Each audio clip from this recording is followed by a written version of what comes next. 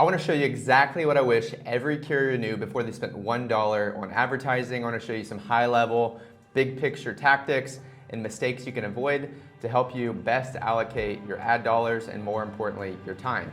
My name is Laura Spires, founder of Carrier Intelligence. We have helped hundreds of carriers recruit and retain better qualified drivers, and I want to teach you to do the exact same thing. So today what I want to do is really just kind of go, like I said, high level and show you everything that will help put you in the best place possible if you're out there spending any kind of dollars on advertising. Now, this doesn't matter what size or shape your fleet is, if you have 5 trucks or 500, if you're flatbed, dry van, reefer, tanker, anything in between, these same principles apply directly to all carriers, right?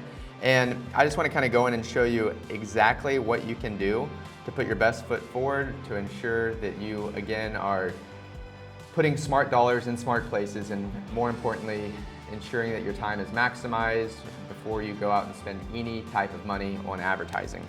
So first thing I'm going to do is go in, I just searched for trucking companies in Nashville for the sake of this video, and I want to kind of show you what pops up here. So when you search for trucking companies Nashville, Google and all search engines are going to display a list of typically 10 results, right? Before that, we're going to see at the top a sponsored ad. Then we're going to see what's called this Google 3-pack here. There's 3 first search results, and then you're going to have 10 different listings, and sometimes followed by a couple more ads. So at the top, when we see the sponsored ad, we can see right here that Schneider is paying Google money to show up at the top of the list when somebody searches for trucking companies Nashville. When I go in and I click on the Schneider link, Google is going to bill Schneider. So Schneider is going to pay Google money simply because I click. This doesn't matter if I take the next steps, if I fill out a form or not. Simply just by me clicking, that is when Schneider is going to get invoiced. And really the cost of that click depends on the competitiveness of that keyword phrase. So in the example of trucking companies Nashville, that's a very, very broad keyword, right? That could apply to truck drivers, it could apply to potential shippers looking for a new trucking partner and maybe some kind of RFP request.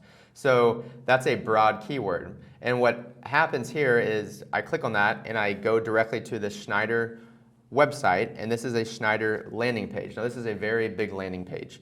This is asking, am I a shipper, am I a carrier, am I a truck driver looking for a job, am I some kind of office type worker, a diesel tech, etc., right? Owner operators. There's a lot of different pathways you can go down. Now, Schneider's a massive company, bottomless pockets, and so it makes sense that they're willing to go out and rank for this specific keyword. This is probably a pretty expensive keyword to rank for. I would imagine maybe 40, 50 bucks per click, right? Just for me to click on it. This is not what I think carriers should be doing if you're looking for drivers, because again, this is very, very broad. But Schneider's doing a good job at least of getting people to the landing page and then asking the user to kind of dictate the route they want to go down. So if I was a shipper looking for maybe a new RFP request, I would click on shipper, and then all of a sudden I'm talking to an expert, submitting my information for a quote request. Or if I was a truck driver, I would probably go down and click on truck driver, searching for jobs, and lo and behold, I go to Schneider's job portal, which would ask me to enter in my information, and then it would display trucking jobs available for me. So that's kind of how that works. Now this is, again, a cost per click model.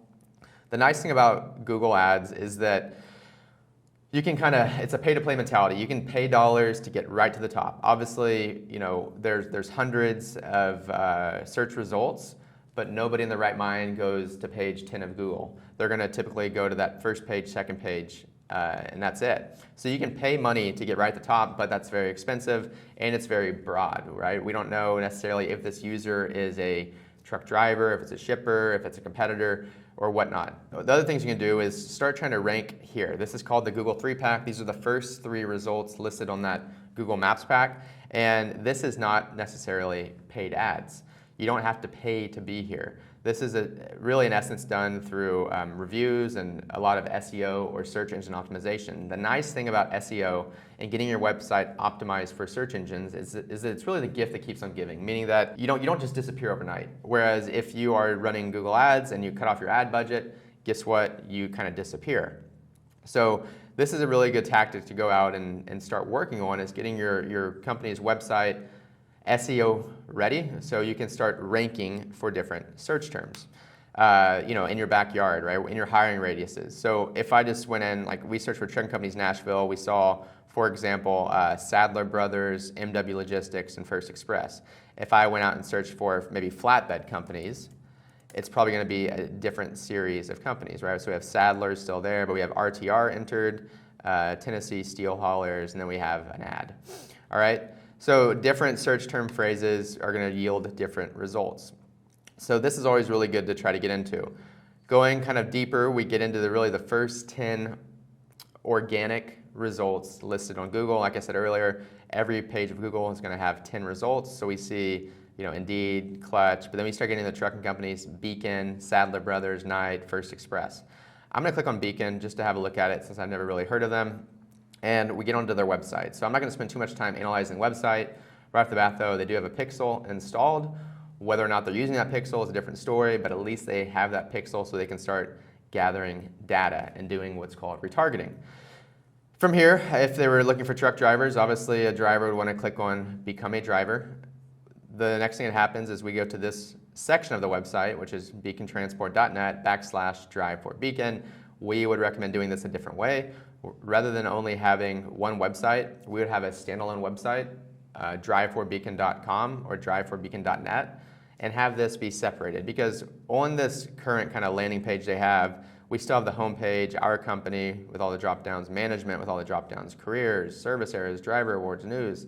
There's all this fluff in there that drivers don't need to see, right? And that's just going to be distracting. And what we want your website and landing page to do is get results, get applications in, and we don't want drivers necessarily going down the management section of the website, because that's not helping them get closer to application.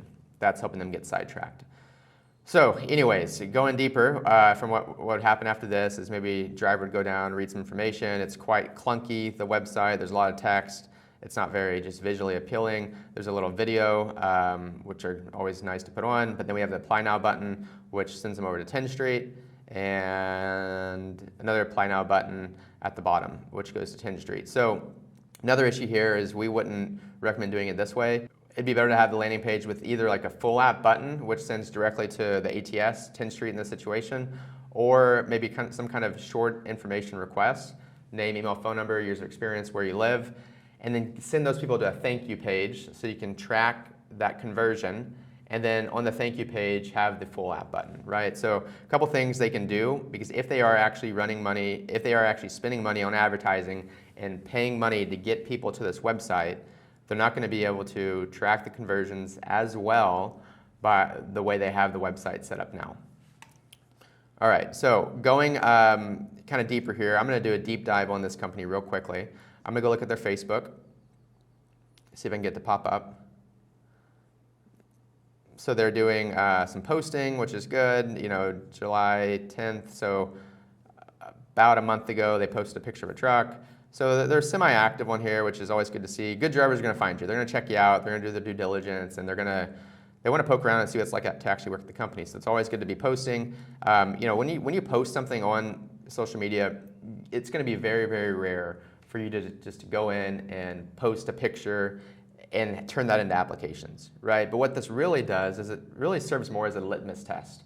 So when a good driver is poking around and they see things being posted, they see interactions with the team, comments occurring, etc., that kind of gives that mental litmus test checkbox that, hey, this company is legitimate and this company is active, and it really just kind of helps establish more comfort and really reduces friction to help that driver further apply. So let's see if they're doing any actual advertising real quick.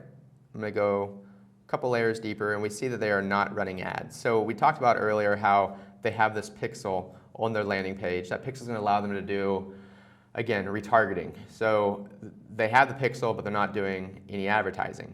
I don't know what they're doing. I could probably go in and look through their Indeed and stuff as well, maybe find some stuff, but end of the day, they're not doing any actual real paid advertising that we see. And that's okay. Maybe they don't need to hire drivers. But if they are needing to hire drivers, here's some things they should not be doing.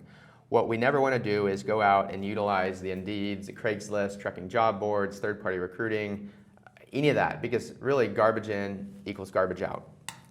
And so if I went out and just searched on Indeed, same thing, if I search for CDLA in Nashville, Tennessee, here's what we have happen. We see 18,000 plus jobs listed, right? And that's crazy, 18,000 jobs listed here. If we go out and we look at CDLA drivers in Nashville, Tennessee, what we see happen is there's 1,000 plus jobs listed. And that's crazy. That means there's at least 1,000 jobs available for truck drivers to go in and essentially bulk apply. And what we see is different companies. We see Contrans, Flatbed USA, Fourth Day Trucking. We have all these companies pop up. And it's very simple for a driver to go to a platform like Indeed and bulk apply. They click apply now, apply now, apply now, apply now. They rail through applications and they wait for recruiters to call them. And now the recruiters are left fighting over these drivers that really aren't invested. They're typically just chasing sign-on bonus and rate per mile. So there's really no originality going on with Indeed or Craigslist. And bigger thing with these platforms, guys, is that they're just targeting the wrong drivers. If a driver's looking for a job, he's probably not a good driver to begin with. And the reason with that is quite simple. Good drivers are busy driving. That's it. And if a good driver's busy driving, the moments of free time they have between being laid over at rest stops, fueling up, maybe getting loaded or unloaded, I promise you, in that 10, 15 minutes of free time, they're not going to Craigslist, they're not going to Indeed to look at some sweet job ads, right? They don't do that. And that's why you should not be advertising here as well either. With Indeed, you're going to get leads, but I always say you never really know with Indeed, except they're indeed going to take your money. And that's because there's so many fluctuations. The cost can be astronomical, and it can really just eat through and burn your ad budget on drivers that aren't the right pool to fish from to begin with. And same thing with Craigslist. If I'm in Craigslist Nashville, what we would see happen here is if you were to post any kind of job ad on Craigslist, I'll just get right to this. And so we're looking in the transport jobs. If I search for CDLA, there are 282 jobs listed, right? And there's been one posted today, a couple yesterday, and then 10 or so the day before that. And all of these things do the same things. It's usually a picture of a truck, now hiring drivers, here's some information about our company, apply now. And then they send them over to 10th Street, ATS, Full App, whatever it is. And same thing, drivers that are going out and searching for jobs are not good drivers to begin with. So don't even bother wasting your valuable ad spend on platforms that are targeting the wrong drivers to begin with. So what you should be doing instead is focusing on hitting the right driver with the right message at the right time on the right platforms. And if you are able to go out and put your company directly in front of those ideal drivers that fit your mold in your hiring radius, and you talk about what it is that makes your company unique on platforms where they're not looking for jobs, that is how you go out and attract better qualified drivers and maximize your ad spend so you can get more full apps and ultimately get more drivers through processing and more drivers out on the road. So hopefully you found that video valuable, and I will see you on the next one.